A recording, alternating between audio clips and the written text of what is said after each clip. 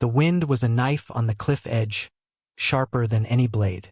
It tore at her thin high dress, stealing the last warmth from her body, from the two tiny bundles clutched against her chest. Below, the canyon floor was a brutal expanse of rock and shadow, waiting. They had dragged her here, the elders, their faces like carved stone, their voices hard and unforgiving. The babies, they said, were an abomination, a blight. Born of a union deemed impure, they were a stain that only the wind and the rocks could cleanse. She understood the words, the cold finality of them, but her mind clung only to the fragile weight in her arms. Her daughters. One stirred, a soft whimper lost to the gale. The other was silent, too still. Fear, raw and primal, seized her throat, a physical ache. She was Kenji, daughter of warriors, but this cliff edge was the end of her strength, the end of her path. They shoved her forward, not with violence, but with a quiet, terrible resolution that was worse than fury. A foot on her back, pushing. The ground vanished. Air screamed past her ears, colder than the wind. She twisted instinctively, shielding the babies, bracing for the impact that would end everything. It was moments, an eternity, a blur of gray rock and sky, and then a shout. Not in her tongue, not in the language of her people who had cast her out, but the rough, unfamiliar sound of the white man. A rope whipped out, looping not around her, but snagging a stunted pine precariously rooted below the lip of the cliff, directly in her path. It snapped taut, the sudden stop a violent jolt that tore a cry from her lips, but it arrested the fall. She dangled, bruised and disoriented, the thin rope biting into the tree trunk, the babies still pressed tight. Then, another voice closer, directly above the edge. "Hold on, damn it!" A man appeared over the lip, silhouetted against the pale, unforgiving sky. Not one of the elders. A stranger. A white man in clothes that spoke of towns and laws, not the wilderness. A star glinted on his chest. The sheriff. He looked down at her, suspended over the abyss, clutching her children. His face was grim, etched with the harsh lines of the land. There was no pity there, only a grim determination born of duty or something inscrutable she could not name. He didn't offer comfort, didn't soften his gaze. He just began to work, securing the rope, calling orders to someone she couldn't see above.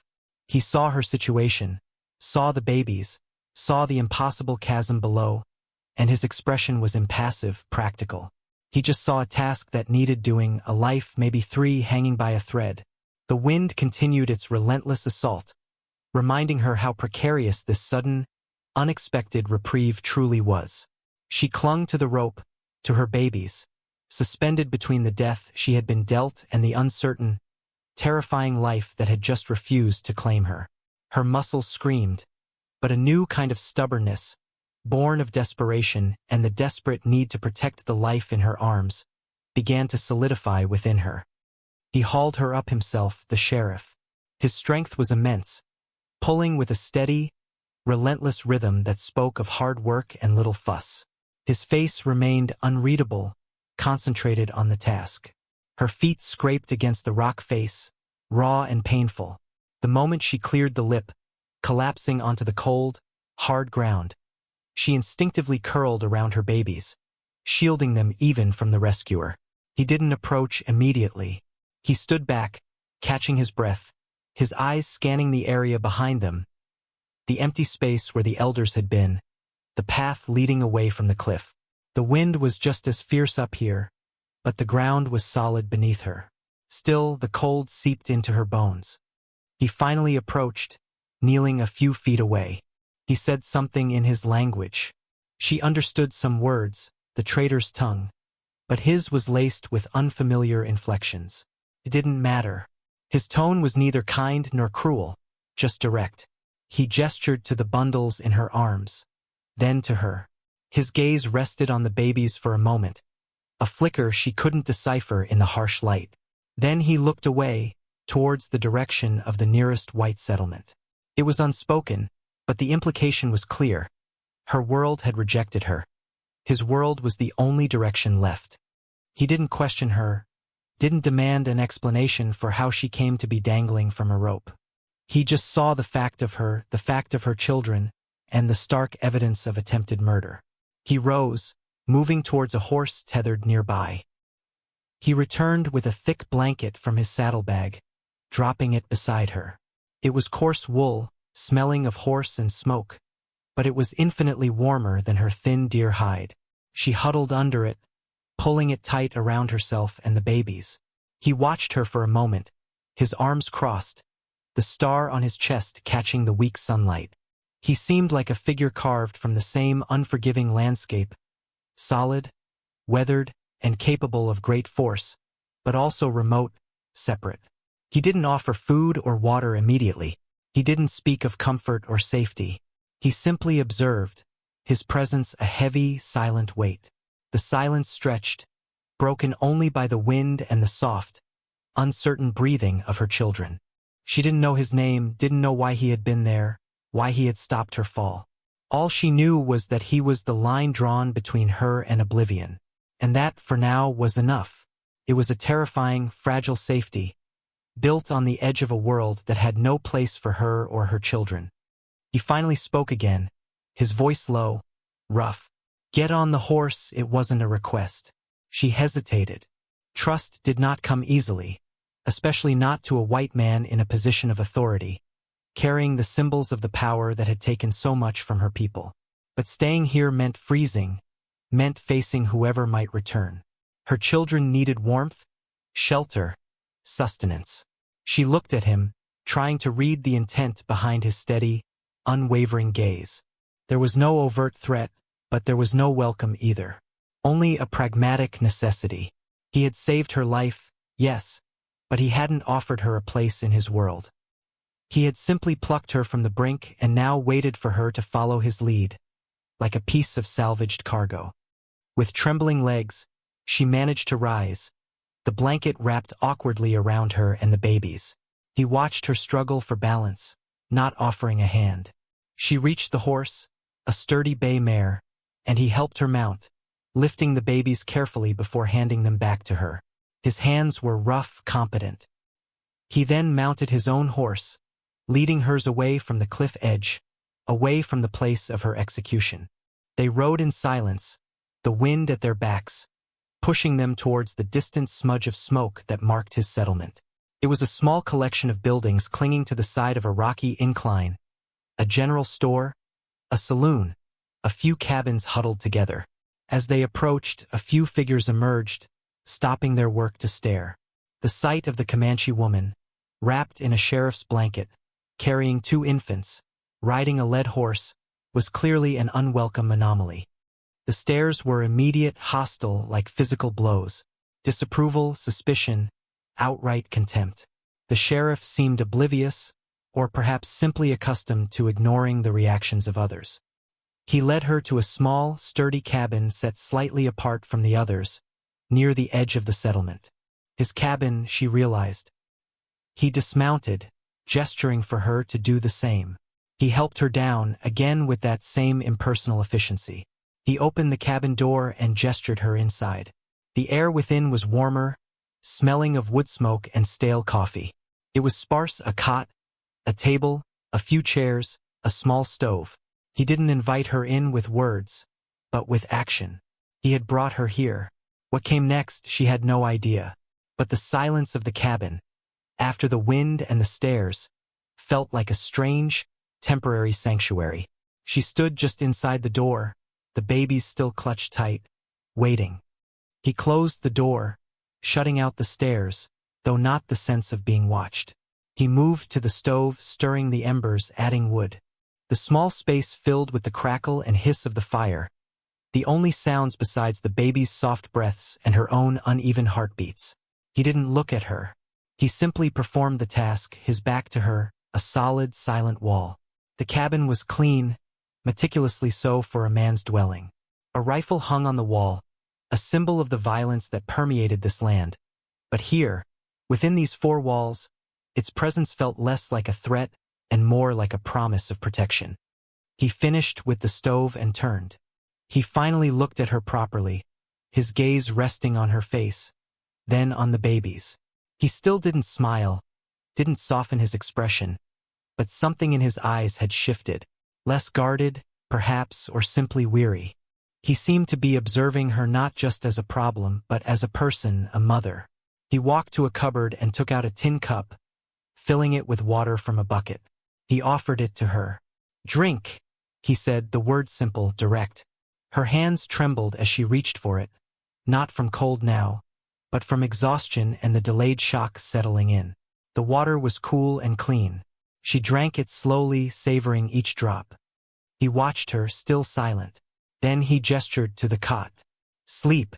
Babies too." He walked to the table, pulling up a chair, sitting with his back against the wall, facing her. He didn't move to a different room, didn't turn his back. He just sat, silent sentinel. His presence was neither comforting nor threatening, just there. She hesitated, but the cot was the only place to rest, and her body ached with fatigue. Slowly, she lowered herself onto the cot, arranging the blanket, positioning the babies carefully beside her. They were so small, so vulnerable. One stirred, rooting faintly against the blanket. The other remained heartbreakingly still. Her heart clenched. Was she gone? She gently unwrapped the bundle, peering at the tiny face. Pale still, fear lanced through her again. She felt the sheriff's eyes on her, but she couldn't bring herself to care. She needed to know. She placed a hand on the baby's chest, feeling for the shallow rise and fall. Faint breath. Relief washed over her, so potent it left her weak. She wrapped the baby up again, pulling both bundles close. The sheriff hadn't moved, hadn't commented. He had simply witnessed her quiet moment of terror and relief. As she lay there, wrapped in the blanket, the warmth of the stove slowly seeping into her, she began to notice the details of the cabin, of the man guarding its entrance. The way he sat, alert but relaxed. The worn condition of his boots. The calloused hands resting on his knees. He was a man of this harsh world, capable of surviving it alone. And for some inexplicable reason, he had chosen to bring her into his space, away from the judgment of her people, away from the suspicion of his. The silence in the cabin was not empty. It was filled with unspoken tension, with the weight of their disparate histories, and with the fragile reality of the life they now shared, however temporarily. She closed her eyes, not in sleep, but in exhaustion, the image of the sheriff etched into her mind. The man who had reached out his hand from the edge of the world and pulled her back. Days bled into a week. The sheriff, Thomas, rarely spoke. His communication was in actions. He brought in firewood, fetched water from the pump outside, placed food on the table, usually salt pork, beans, hard biscuits. He ate his meals in silence, across the table from her. His gaze steady but not intrusive. He didn't ask her story, didn't pry into why her own people would cast her and her children to their deaths. She didn't offer it. The reason felt too raw, too shameful, too tied to the vulnerability that had led her to this cabin. She tended to the babies. Her world narrowed to their fragile existence. The smaller one remained weak, fretful. The larger one, though quiet, seemed to gather strength more readily. Kanji fed them what little milk she could, prayed over them in her own language, a soft murmur Thomas could not understand. He left the cabin each day, performing his duties as sheriff, riding patrol, settling minor disputes in the town. But he always returned, and when he was there, he was present. Not physically close, but a constant, reassuring weight in the small space. She learned to anticipate his movements, the soft thud of his boots, the jingle of keys. She watched him, cautiously at first, then with growing curiosity. He was observant. He noticed when the fire needed tending before she did. He noticed the fretful cries of the smaller baby, and, one evening, quietly placed a tin cup of warm water mixed with a little sugar by her side. He didn't say anything, just did it. It was the first unsolicited act of what might be interpreted as kindness, a tiny crack in his stoic facade. She looked up at him, surprised, and for a fleeting second, his gaze met hers, something unreadable flickering in the depths of his eyes before he turned away. The isolation of the cabin became a strange bubble. Outside, the world was harsh, judgmental. The few times she saw townspeople from the window, their expressions were consistently unwelcoming. Inside, there was silence, sparse comfort, and the quiet presence of the sheriff. He didn't impose his will on her, didn't demand gratitude. He simply provided the basic necessities for survival. It was a transactional relationship built on necessity. Yet something else was slowly building beneath the surface. A tentative understanding. A quiet respect born of shared proximity and the undeniable truth of her situation. She saw his competence, his quiet strength. She sensed, saw her resilience, her fierce protectiveness of her children, her quiet determination to survive despite everything. One night, the smaller baby's breathing became shallow, ragged. Panic seized Kenji. This vulnerable, fragile life that had clung to existence on the cliff edge now seemed ready to fade in the false safety of the cabin. She wrapped the baby tighter, rocking back and forth, whispering pleas in her language. Thomas, who had been reading by the light of a single lamp, looked up. He rose and came to stand near the cot. He didn't speak, just watched. Kenji felt a surge of something akin to shame, showing such raw emotion before this silent stranger. But the fear for her child was too great. She looked at him, desperation in her eyes. He knelt beside her, something he had never done before. He reached out a hand, large and rough, and gently touched the baby's forehead. It was warm, too warm. He withdrew his hand, looking thoughtful. He rose and went to his small shelf of supplies, returning with a small vial and a spoon. He poured a few drops of dark liquid onto the spoon, offering it to Kenji. "For the fever," he said, his voice low. "Help her breathe," she hesitated. Medicine from a white man, but his eyes were steady, holding hers. She saw no trickery, only a shared concern for the tiny life. Trust, a terrifying leap, felt necessary. She took the spoon, carefully administered the drops to the baby. The taste was bitter. Thomas watched her the entire time, his presence a quiet anchor in the storm of her fear. The days wore on, a monotonous cycle of care and waiting. The smaller baby, little Star, seemed to rally after the medicine, though she remained frail. The older, quiet girl, River, grew stronger, her eyes following Kenji's movements.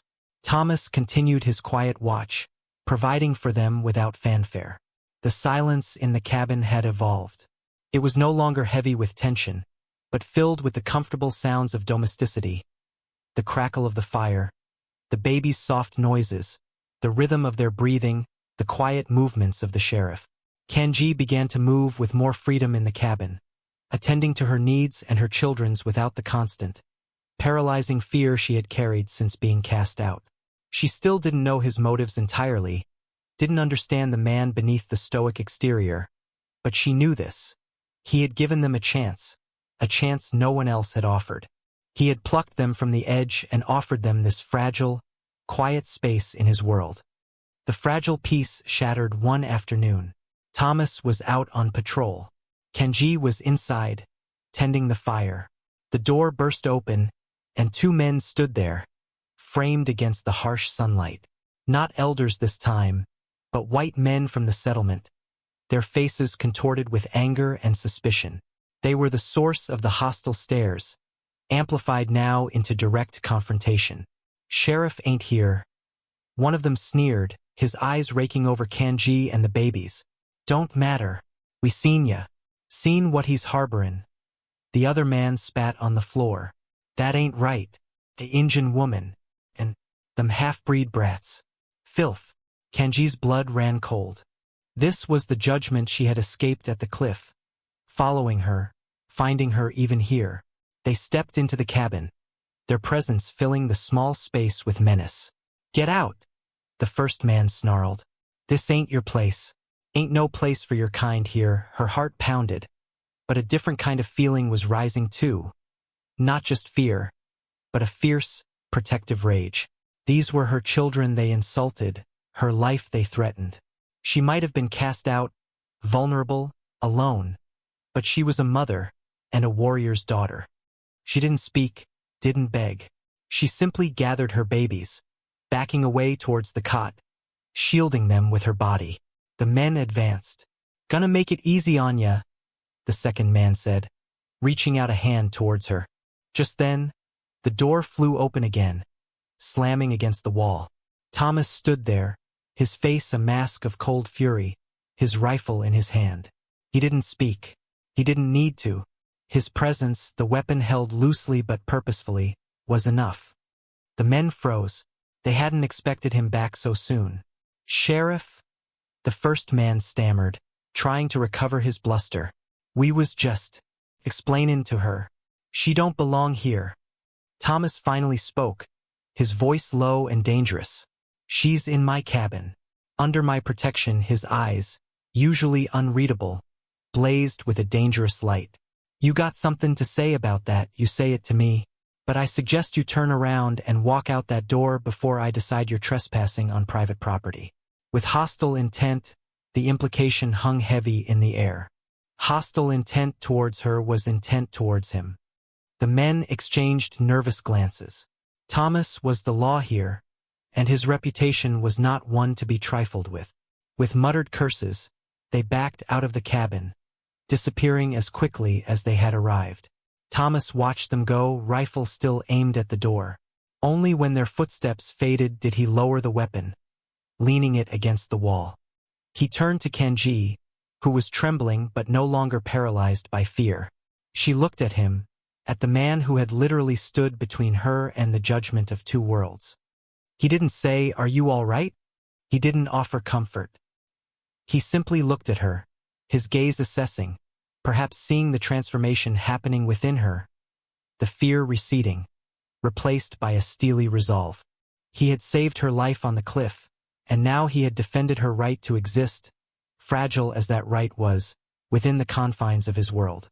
She saw him not just as a rescuer anymore, but as a protector, a quiet force standing against the cruelty of others.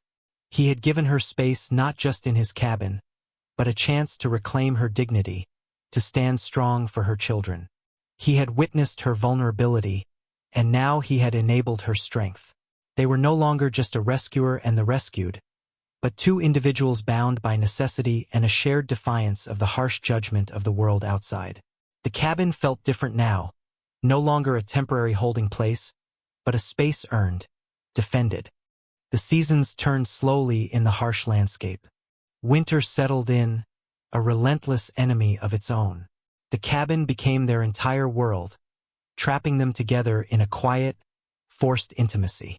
Kanji's smaller daughter, Little Star, remained frail, a constant source of worry, but she clung to life with a tenacity that mirrored her mother's.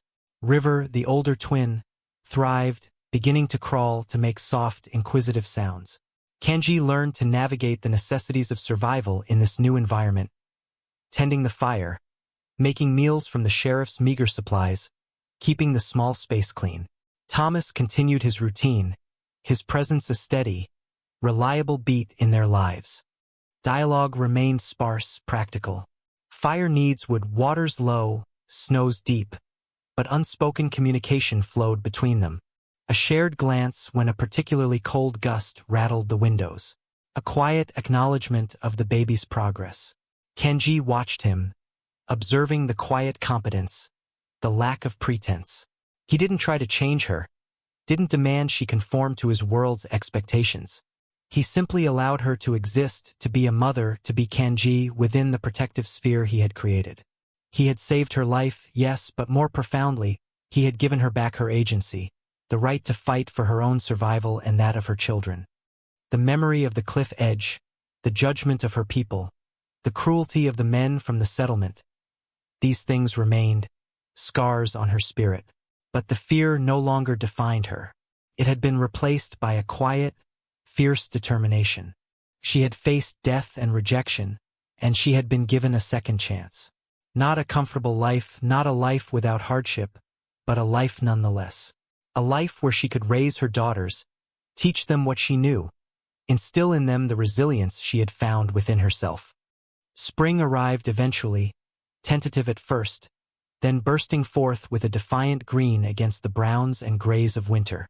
The world outside the cabin opened up again, vast and daunting. Kenji knew their time in the cabin, their fragile sanctuary, was drawing to a close. She couldn't stay here forever, a burden, an anomaly in the sheriff's quiet life, a target for the town's animosity. She needed to find her own way, carve out her own place in this unforgiving land. One morning, as Thomas was preparing to leave for his patrol, Kenji stood before him, holding her daughters. She spoke in a low voice, mixing the few English words she knew with her own tongue, relying on gesture and the understanding that had grown between them. She spoke of leaving, of finding a place where she and her children could be safe, truly safe, not just tolerated in the shadow of his protection. He listened, his face impassive as ever, but his eyes were fixed on her, on the strength that had replaced the raw fear he had first seen on the cliff edge. When she finished, silence hung in the air. He didn't try to dissuade her. He simply nodded. "It's a hard country," he said, his voice quiet. He didn't offer to accompany her, didn't promise continued protection beyond his immediate sphere. That wasn't his way, wasn't the reality of this world. But he did something else. He went to a chest and took out a leather pouch. He handed it to her. Inside, she felt the weight of coins. Then he went to his supplies and gathered food jerky, beans, flour. He placed them by the door. Finally, he went outside and returned with the bay mare, the same horse that had carried her away from the cliff. He had kept her. He looked at her one last time, a long, steady gaze that held a depth she couldn't fully fathom. It was goodbye, but it was also an acknowledgement, a silent testament to the journey they had shared within the confines of that cabin. He had rescued her when others had cast her out, not because he necessarily believed she deserved salvation in some abstract sense, but because life, any life, was worth saving from such cruel final judgment. He had done his duty, perhaps more. He had given her time, space, and the quiet strength of his presence to heal, to find her footing, to become the woman who could now face the harsh world on her own terms. Kenji mounted the mare, arranging her daughters safely. She looked back at the cabin, at the man standing in the doorway. He raised a hand, a slight, almost imperceptible gesture of farewell. She turned the horse and rode away, leaving the fragile sanctuary behind, riding towards an uncertain future. She carried the weight of her past, the memory of her losses, but she also carried the resilience forged in hardship, the fierce love for her children, and the quiet dignity of a woman who had been brought back from the brink and found the strength to walk forward, head held high, into the unforgiving light of the new day. The wind still blew, but now it felt less like a knife and more like a force she could stand against, a force she could perhaps even ride.